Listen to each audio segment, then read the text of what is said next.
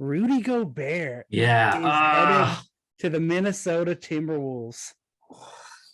They gave up a lot. They gave up a serious amount. Malik Beasley, Patrick Beverly, Walker Kessler, their 2022 first round pick, Jared Vanderbilt, and four first rounders, three of which are unprotected.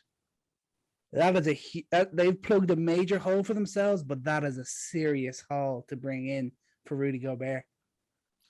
All right, I'll grade. Let's do this. I will do my instant grade for each team on the spot.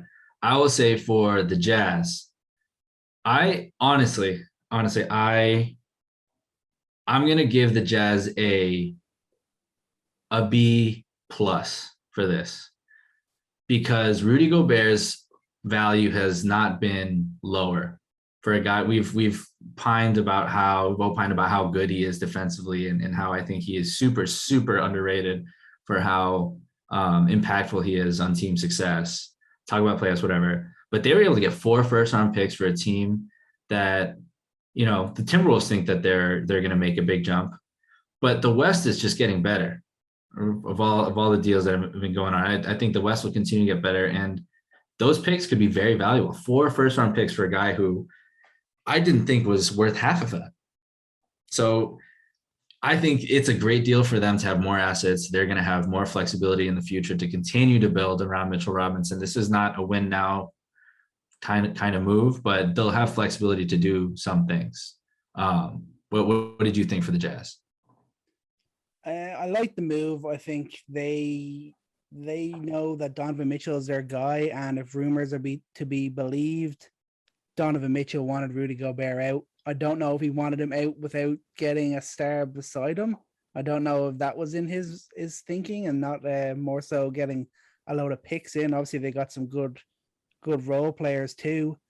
But now I'm kind of looking at it and thinking, is this the first step towards a complete rebuild? I mean, they've just hired the youngest active coach in the NBA. They've just traded away one of the stalwarts of the success that they've had.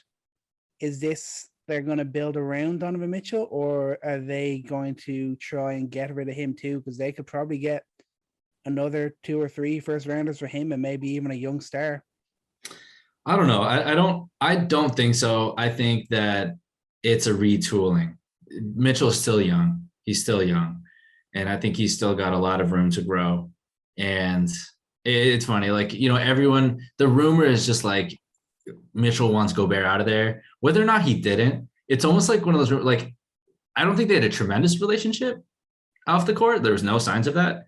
So there are clearly some past conflicts, whatever. Maybe they worked it out. But for a relationship that's as publicly pushed out there as a bad relationship, even if there wasn't a bad relationship, that's just too much pressure to not eventually be like, well, I don't even like playing with them anyway. So sure. I don't know. I hated how the media really tore that down when there wasn't clear evidence of it. But I think that the Jazz know that they have a star in Donovan Mitchell. He's a bona fide all-star. And I think he's missing some pieces of his game to elevate himself into the all NBA discussion. And they brought in a new coach. And I don't think that's always a sign of the team's blowing things up. I think they want new vision. They want to adjust things. Look at what the Blazers have done to rebuild around Dame. Look at what the Celtics have done to rebuild around their young stars. And I think that the teams around the NBA are recognizing that, they can bring in guys. Darvin Ham going over to the Lakers.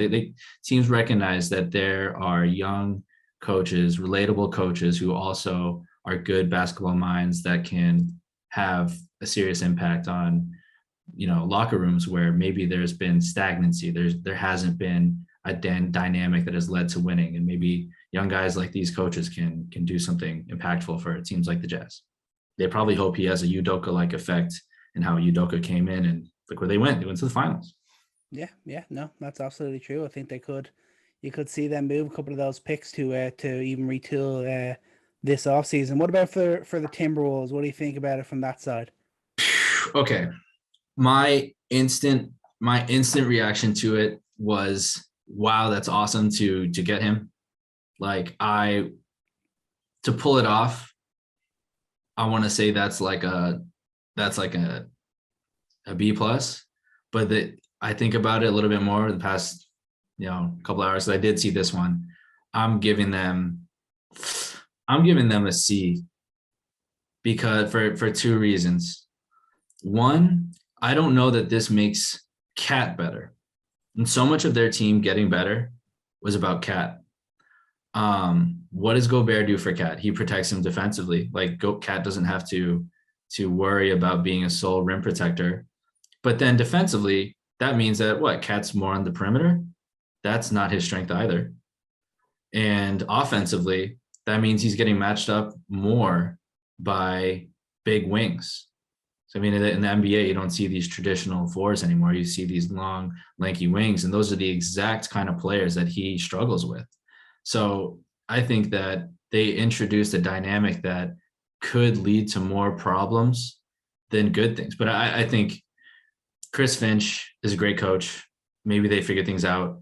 But I think for the expense that they sent out in terms of draft capital, purely draft capital, the rest, whatever. Like those are role players that they can figure out. No disrespect to those guys, they're fantastic players.